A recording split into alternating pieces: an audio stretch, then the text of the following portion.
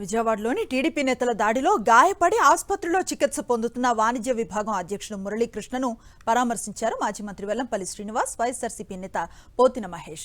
రాష్ట్రంలో పోలీసు వ్యవస్థ విఫలమైందని మండిపడ్డారు. బోండా ఉమా తన అనుచరులతో దాడులు చేయిస్తున్నారని ఆగ్రహాన్ని వ్యక్తం చేశారు. వైఎస్ఆర్సీపీ శ్రేణులపై టీడీపీ నేతలు దాడులు ఆపకపోతే తీవ్ర పరిణామాలను ఎదుర్కోవాల్సి ఉంటుందని హెచ్చరించారు. చంద్రబాబు, పవన్ కళ్యాణ్ ఈ కూటమి నేతలంతా కలిసి వైఎస్ఆర్సీపీ శ్రేణుల మీద దాడులు చేస్తున్నారు. ఈ దాడుల్ని ఏ ఒక్కరు కూడా, ఏ పోలీస్ డిపార్ట్మెంట్ కూడా ఆపే పరిస్థితి లేదు. నిన్నగాక మొన్న మా కార్పొరేటర్ భర్త మైలవరం దుర్గారావు చెరువు సెంటర్లో నడి రోడ్డు మీద సుత్తి పెట్టి కొడితే పోలీసుల నుంచి సరైన స్పందన లేదు.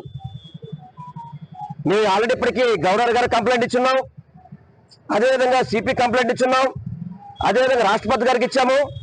ఈ రాష్ట్రంలో అసలుకి లా అండ్ ఆర్డర్ ఉందా లేదా అనేది అర్థం కాని పరిస్థితి. పోలీసు వ్యవస్థ అంతా కూడా పూర్తిగా విఫలమైపోయింది. నడి రోడ్డు మీద దాడులు జరుగుతుంటే వాటి మీద చర్యలు తీసుకోరా?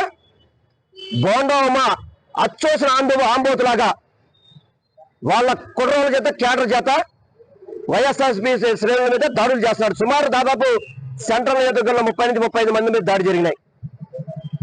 ఏంటి అహంకారం? ఎల్లవేళ్ళ అధికారం మీ ఒక్కల మీద ఉండదు, గుర్తుపెట్టుకోండి. పిల్లి కూడా తిరగబడితే పుల్లాగా ముందుకెళ్తుంది.